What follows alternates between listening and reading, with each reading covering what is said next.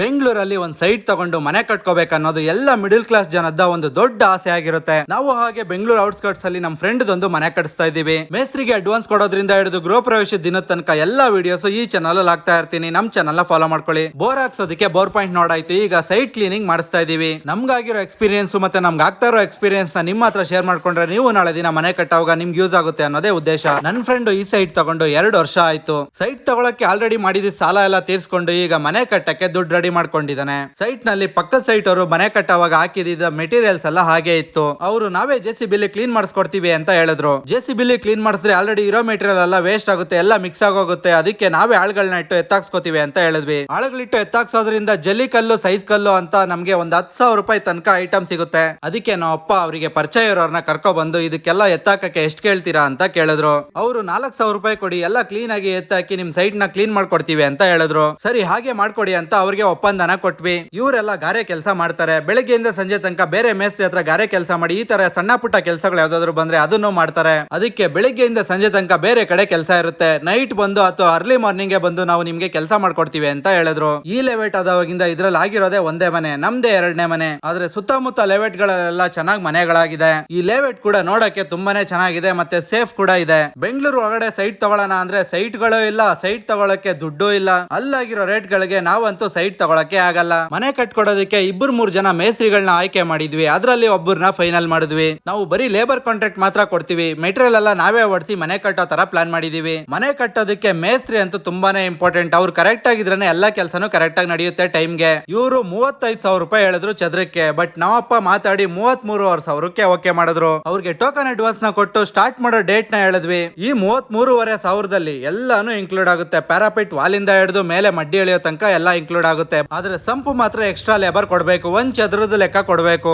ಹಾಗೆ ಕಾಂಪೌಂಡ್ ಕೂಡ ಎಕ್ಸ್ಟ್ರಾ, ಯಾಕಂದ್ರೆ ನಾವು ಸ್ಲ್ಯಾಬ್ ಟು ಸ್ಲ್ಯಾಬ್ ಒಪ್ಸಿರೋದು. ಮೋಲ್ಡ್ ಎಷ್ಟಕ್ಕೆ ಎಷ್ಟಾಗ್ತಾರೋ ಅದ್ರ ಮೇಲೆ ರೇಟ್ ಮಾತಾಡಿದೀವಿ. ಫುಲ್ ಸೈಟ್ ಮೆಜರ್ಮೆಂಟ್ ರೇಟ್ ಮಾತಾಡಿಲ್ಲ. ಕೆಲ್ಸದವ್ರು ಹೇಳ್ದಂಗೆ 7 ಗಂಟೆ ನೈಟ್ ಅಲ್ಲಿ ಬಂದ್ರು. ಅವರು ಕತ್ಲಲ್ಲಿ ಹೇಗೆ ಕೆಲಸ ಮಾಡ್ತಾರೆ ಅಂತ ಮನೇಲಿ ಇದ್ದಿದ್ದು ಒಂದು ಲೈಟ್ ನ ತಗೊಂಡೋಗಿ ಕೊಟ್ಟೆ. ಜಲ್ಲಿ ಮೇಲೆ ಗಿಡಗಳೆಲ್ಲ ಬೆಳ್ಕೊಂಡಿತ್ತು. ಅದನ್ನ ನೋಡುವಾಗ ಅಷ್ಟೊಂದು ಜಲ್ಲಿ ಇರೋ ತರ ಕಾಣಿಸಿಲ್ಲ, ಬಟ್ ಗಿಡ ಎಲ್ಲ ಕಿತ್ತು ಸೈಡ್ಗೆ ಹಾಕ್ದವಾಗ ತುಂಬಾನೇ ಜಲ್ಲಿ ಇತ್ತು. ಒಂದು 2 ಟ್ರ್ಯಾಕ್ಟರಿ ಆದ್ರೂ ಬರ್ತಾ ಇತ್ತು. ಒಂದು 4-5 ಜನನೇ ಬಂದಿದ್ರು. ಎಲ್ಲ ರಪ ರಪ ಅಂತ ಕೆಲಸ ಮಾಡ್ತಾ ಇದ್ರು. ಇವರು ಪಾಪ ಗುಲ್ಬರ್ಗದಿಂದ ಕೆಲವರು ಮತ್ತೆ ಆಂಧ್ರದಿಂದ ಕೆಲವರು ಬಂದಿದ್ರು. ಅವರೆಲ್ಲ ಇಲ್ಲಿ ಬಂದು ಹಗ್ಲು ರಾತ್ರಿ ಅಂತ ಕಷ್ಟ ಬಿದ್ದು ದುಡ್ಡನ್ನ ದುಡಿತಾರೆ. ಗಾರೆ ಕೆಲ್ಸದವ್ರದ್ದು ಜೀವನ ತುಂಬಾನೇ ಕಷ್ಟ ಇರುತ್ತೆ. ಬಿಸಿಲು ಮಳೆ ಚಳಿ ಅನ್ನೋದು ಏನು ಇರಲ್ಲ, ಎಲ್ಲಾ ಟೈಮಲ್ಲೂ ಕೆಲಸ ಮಾಡ್ಲೇಬೇಕು. ನಾವು ಬೋರ್ ಹಾಕ್ಸಕ್ಕೆ ಆಲ್ರೆಡಿ ಪಾಯಿಂಟ್ ನ ನೋಡ್ಸಿದೀವಿ. ಇನ್ನೊಂದು ದಿನದಲ್ಲೇ ಬೋರ್ ಗಾಡಿ ಬರುತ್ತೆ. ಹಾಗೆ ಪೂಜೆನೂ ಮಾಡ್ಬೇಕಾಗುತ್ತೆ. ಆ ಟೈಮಲ್ಲಿ ಈ ತರ ಕಲ್ಲು ಮಣ್ಣು ಎಲ್ಲ ಇದ್ರೆ ಹೇಗೆ ಪೂಜೆ ಮಾಡಕ್ಕಾಗುತ್ತೆ, ಮತ್ತೆ ಬೋರ್ ಗಾಡಿಗೂ ನಿಲ್ಕೊಳಕ್ ಆಗಲ್ಲ.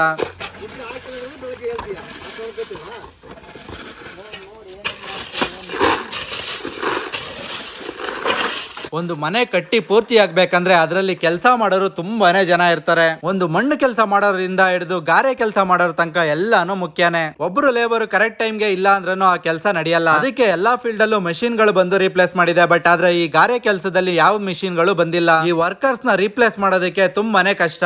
ಕೆಲವು ಮಿಷಿನ್ ಗಳು ಮತ್ತೆ ಟೂಲ್ಸ್ ಗಳು ಬಂದಿದ್ರು ಇವ್ರಿಗೆ ಹೆಲ್ಪ್ ಮಾಡಕ್ ಅಷ್ಟೇ, ಬಟ್ ಇವ್ರನ್ನ ರಿಪ್ಲೇಸ್ ಅಂತೂ ಮಾಡಕ್ ಆಗಲ್ಲ.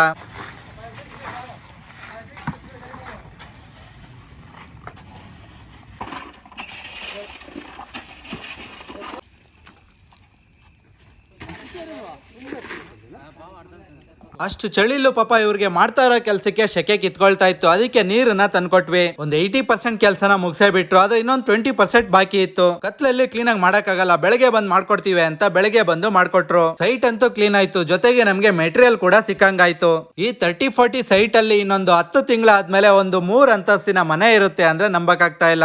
ಈ ಖಾಲಿ ಜಾಗನ ಅಂತ ಮನೆ ಮಾಡ್ಬೇಕಂದ್ರೆ ಎಷ್ಟು ಜನದ ಎಫರ್ಟ್ ಹಾಕ್ಬೇಕು ಹೇಳಿ. ಅಲ್ಲಿದ್ದ ಸೈಜ್ ಕಲ್ನೆಲ್ಲ ತಗೊಬಂದು ಈ ಮೋರಿಗೆ ತುಂಬಿದೀವಿ. ಯಾಕಂದ್ರೆ ಮಣ್ಣನ್ನ ತುಂಬಿದ್ರೆ ಮತ್ತೆ ಎತ್ತಕ್ ಕಷ್ಟ, ಅದೇ ಸೈಜ್ ಕಲ್ ಆದ್ರೆ ಎತ್ತು ಬಿಡ್ಬೋದು. ಹಾಗೆ ಗಾಡಿಗಳು ಈ ಕಡೆ ಬರಕ್ಕೆ ಹೋಗಕ್ಕೆ ಈಸಿ ಆಗುತ್ತೆ. 20 mm ಜಲ್ಲಿ ಮತ್ತೆ 40 mm ಜಲ್ಲಿ ಹಾಗೂ ಸೈಜ್ ಕಲ್ಲು ಸಿಕ್ಕಿದೆ. ಬೋರ್ಡರ್ಸ್ ಕೂಡ ಮಿಕ್ಸ್ ಆಗಿದೆ. ಇದೆಲ್ಲಾ ಸೇರಿಸಿದ್ರೆ ಮಿನಿಮಮ್ ಒಂದು 10,000 ರೂಪಾಯಿ ಅಂತೂ ವ್ಯಾಲ್ಯೂ ಇರುತ್ತೆ. ಜೆಸಿಬಿ ಏನಾದ್ರು ಇಟ್ಟಿದ್ರೆ ಇನ್ನೂ ಚೆನ್ನಾಗಿ ಕ್ಲೀನ್ ಆಗೋದು ಸೈಟ್. ಆದ್ರೆ ಈ ಮೆಟೀರಿಯಲ್ ಎಲ್ಲ ವೇಸ್ಟ್ ಆಗೋದು, ಯಾರಿಗೂ ಯೂಸ್ ಆಗದೆ ವೇಸ್ಟ್ ಆಗಿ ಹೋಗೋದಕ್ಕಿನ್ನ ಈ ತರ ಕೆಲ್ಸದವ್ರಿಗೆ ಒಂದು ಕೆಲಸ ಸಿಕ್ಕಂಗಾಯ್ತು, ನಮಗೂ ಮೆಟೀರಿಯಲ್ ಸಿಕ್ಕಂಗಾಯ್ತು. ಕಸದಲ್ಲೂ ರಸ ಮಾಡ್ಬೋದು ಅನ್ನೋದು ಇದೆ. ಬೋರ್ ಪಾಯಿಂಟ್ ನ ಒಂದು ರಾಡ್ ಕೊಟ್ಟು ಹೊಡೆಯಕ್ಕೆ ಹೇಳಿದ್ವಿ. ಕ್ಲೀನ್ ಆಗಿ ಇಟ್ಬಿಟ್ಟು ಹೋಗಿದ್ದಾರೆ, ಏನು ನಾವು ಅಲ್ಲಾಡ್ಸಿಲ್ಲ. ಬೋರ್ ಹಾಕುವಾಗ ಹೇಗಿದ್ರು ಮಣ್ಣು ಬಿದ್ದೇ ಬೀಳುತ್ತೆ, ಅದನ್ನ ಕ್ಲೀನ್ ಮಾಡ್ಸಕ್ಕೆ JCB ಮತ್ತೆ ಟ್ರ್ಯಾಕ್ಟರ್ ನ ಕರ್ಸ್ಲೇಬೇಕು. ಆವಾಗ ಇದನ್ನೆಲ್ಲ ಒಂದ್ಸರಿ JCB ಕ್ಲೀನ್ ಮಾಡಿಸ್ಬೇಕು. ಅದಾದ್ಮೇಲೆ ಮಾರ್ಕಿಂಗ್ ಮಾಡ್ಬೋದು. ಸದ್ಯಕ್ಕೆ ಪೂಜೆ ಮಾಡಕ್ಕೆ ಮತ್ತೆ ಬೋರ್ ಹಾಕಕ್ಕೆ ಗಾಡಿ ನಿಂತ್ಕೊಂಡ್ರೆ ಸಾಕು. ಕೆಲ್ಸದವ್ರು ಬಂದು ನಮ್ಮ ಅಪ್ಪ ಹತ್ರ ಅಣ್ಣ ಜಲ್ಲಿ ಎಲ್ಲ ನೋಡ್ದಂಗೆ ಗೊತ್ತಾಗಿಲ್ಲ, ಬಟ್ ಮಾಡ್ತಾ ಇದ್ದಂಗೆ ತುಂಬಾನೇ ಇತ್ತು, ಎಲ್ಲ ಕೆಲಸ ಮಾಡ್ಕೊಟ್ಟಿದೀವಿ, ಒಂದ್ 500 ರೂಪಾಯಿ ಜಾಸ್ತಿ ಕೊಡಿ ಅಂತ ಕೇಳಿದ್ರು. ಅವ್ರು ಹೇಳಿದ್ದು ನಮಗೂ ನಿಜ ಅನ್ಸ್ತು. ಗಿಡ ಎಲ್ಲ ಬೆಳ್ಕೊಂಡಿದ್ರಿಂದ ಜಲ್ಲಿ ಮೇಲೆ ನಮ್ಗೆ ಜಾಸ್ತಿ ಇದೆ ಅಂತ ಕಾಣಿಸಿಲ್ಲ, ಆದ್ರೆ ಅದನ್ನೆಲ್ಲ ಎತ್ತಾಕವಾಗ ನೋಡಿದ್ರೆ ತುಂಬಾನೇ ಜಾಸ್ತಿ ಇತ್ತು. ಅದಕ್ಕೆ ಅವ್ರಿಗೆ ಒಪ್ಸಿದ ರೇಟ್ ಗಿನ್ನ ಒಂದ್ 500 ರೂಪಾಯಿ ಜಾಸ್ತಿ ಹಾಕಿ 4,500 ಕೊಟ್ರು ನಾವಪ್ಪ. ನೆಕ್ಸ್ಟ್ ವಿಡಿಯೋದಲ್ಲಿ ಪೂಜೆ ಮಾಡಿದ್ದು ಮತ್ತೆ ಬೋರ್ ಹಾಕ್ಸಿದ್ದು ಕಂಪ್ಲೀಟ್ ವಿಡಿಯೋನ ಹಾಕ್ತೀನಿ, ನೋಡ್ತಾ ಇರಿ. ಹಾಗೆ ಚಾನಲ್ ನ ಸಬ್ಸ್ಕ್ರೈಬ್ ಮಾಡ್ಕೊಳ್ಳಿ.